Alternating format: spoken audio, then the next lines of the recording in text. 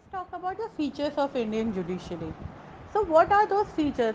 In our last topic, we have studied about the judiciary, what was the judiciary is all about, its structures, its implementation, right? Now, let us see about features.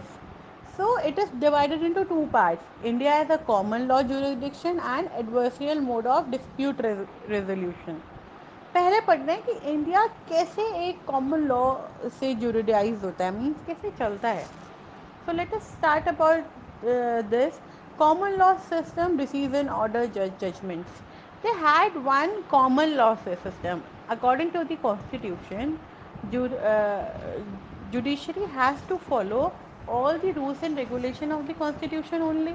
So in that constitution said it should be the common law system means everything should be common means सबके लिए similar चाहे वो decisions हो चाहे वो orders हो चाहे वो जजमेंट हो everybody's decisions everybody's order everybody judgment for everybody in the country it should be same it should help in development of laws and legal practices if it will be same for everybody then it will be very helpful in making the law and legal principles means if the decisions are same say for the example if any decision comes like if the person is being convicted with the robbery then it should have the same decision now the court will play also a vital role in creating laws.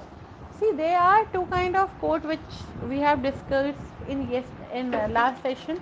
Those were the criminal courts and the civil courts. So what criminal court used to do? Criminal court used to make laws according to the criminal, like according to the criminal stages, like so. Beta, let's take it one by one.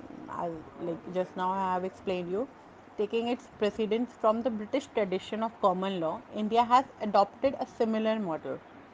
Under the scheme of common law system, the decision, orders, and judgment developed by the judges in India help in creation and development of laws and legal principles, which becomes binding precedents for all subordinate courts and hierarchy courts.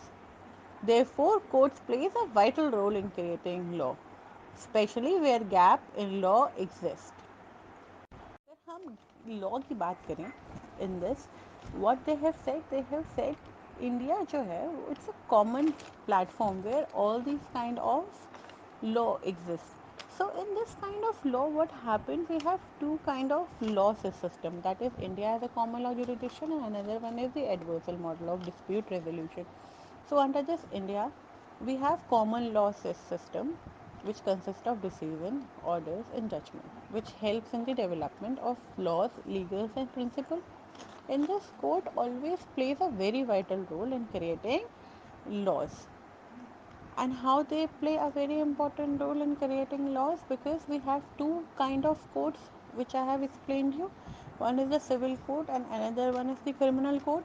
The civil court makes law according to the civil nature like property, family disputes, and criminal law. They make law regarding robbery, murders. So all sort of criminal activities comes under the criminal code. So we can say that courts in India follow the advisory system of adjudication as opposed to the inquisitive model followed in several civil countries. In an adversarial model, the role of lawyer representing the party become vital.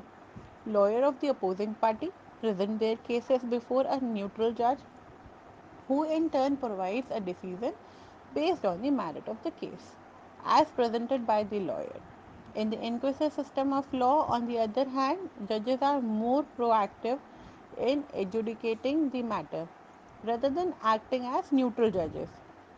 They have right to inquire and probe and they have the role of judge commutatively becomes important in determining the matter in which a civil case or criminal trial proceeds. So in this what he is saying like in adjudication it is the most inquisitorial model In this, the role of the lawyer representing the parties become vital. Earlier, what happened?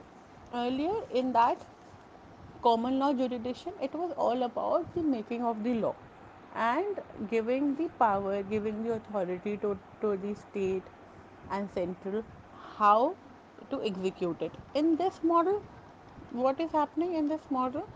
The lawyers have the role to represent the case of the parties. Means, say for the example, you need to file a case.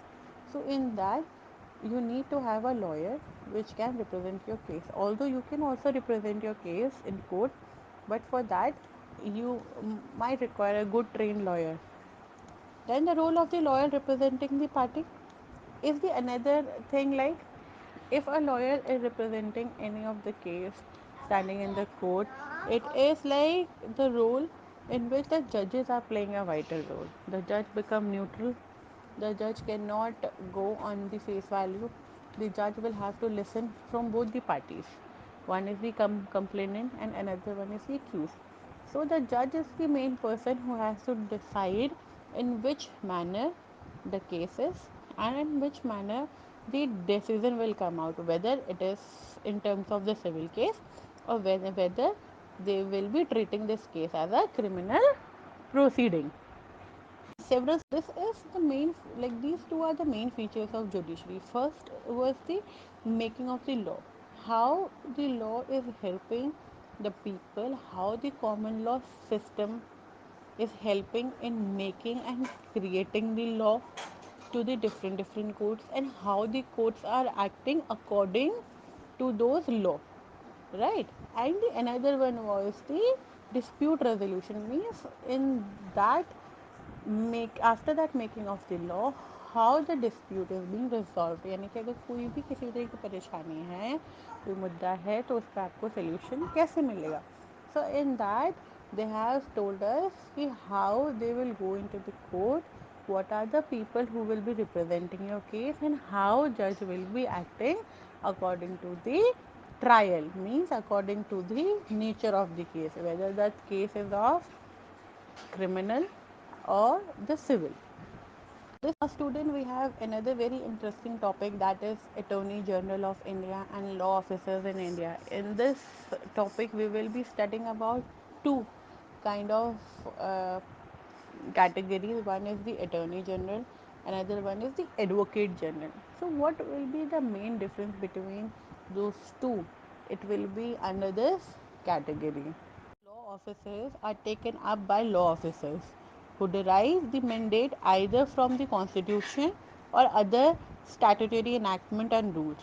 So in this, the first category is about the Attorney General. Attorney General is the first legal officer of the country, and even the Attorney General of India is appointed by the President of India under Article 76 of the Constitution, which state that he can hold the office during the pleasure of the president.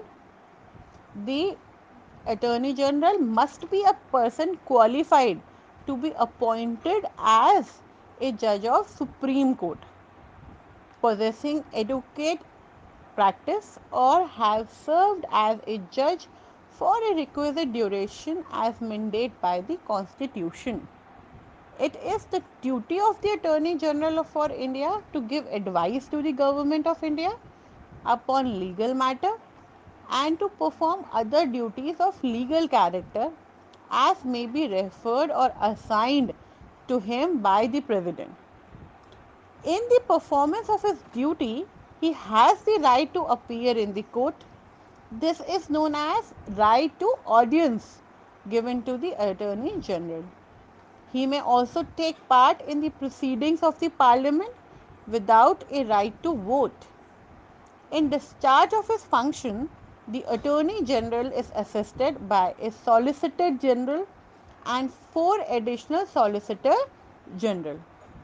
The position of the Solicitor General and Additional Solicitor General is not recognized in the Constitution.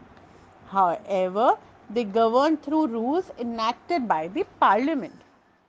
Law in this, what it is explaining, like the Attorney General is the first legal officer appointed by the President of India under Article 76 of the Constitution.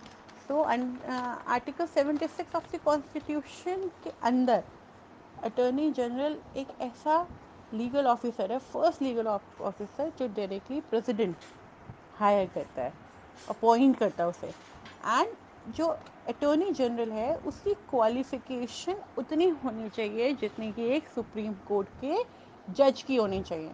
Means attorney general must be qualified to be appointed as supreme court जज in because attorney general is the only person who will be giving the advice upon the legal matter to the government, since he will be the government employee.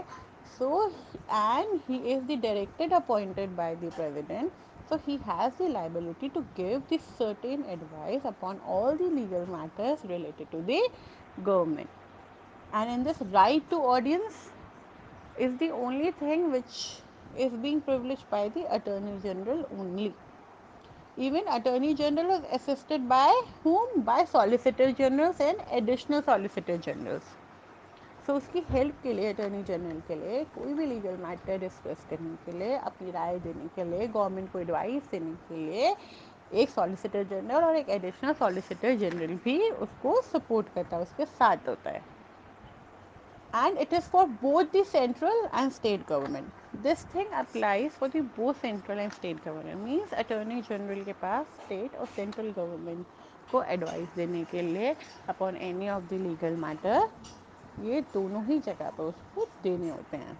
So we can say that attorney general is the most important person, since he is the person who is directly appointed by the president. He gives all the advices related to the legal matter to the government. He should possess the qualification which is equivalent to the judge of the Supreme Court. He will be assisted by Solicitor General and Additional Solicitor General, and he needs to give the advice for both the state and central government authorities. Let's talk about the Advocate General. Advocate General exists at the state level. An Advocate General is a senior law officer who acts as a legal advisor to the state government. According to the Article 165 of the Constitution, Advocate General is appointed by the governor of the respective state. The Advocate General is the chief legal advisor of the state and performs duties of a legal character, including representing the state before the court, either through himself or herself or through the law officers or pleaders appointed by the state.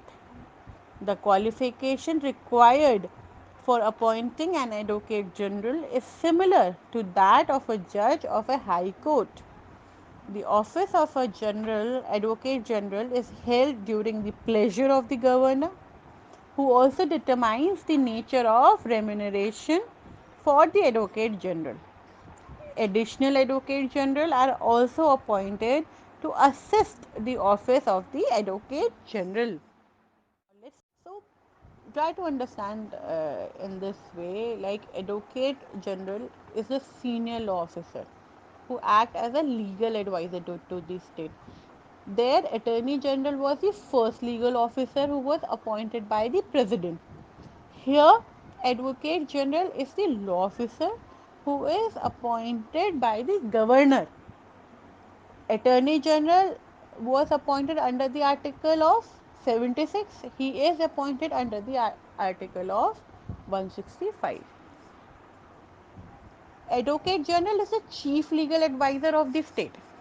He is the chief legal advisor of the state. He gives the advices of any legal matter to the state only, whereas that Attorney General was supposed to give the advices to both central and state. Advocate General must be qualified to be appointed as High Court Judge.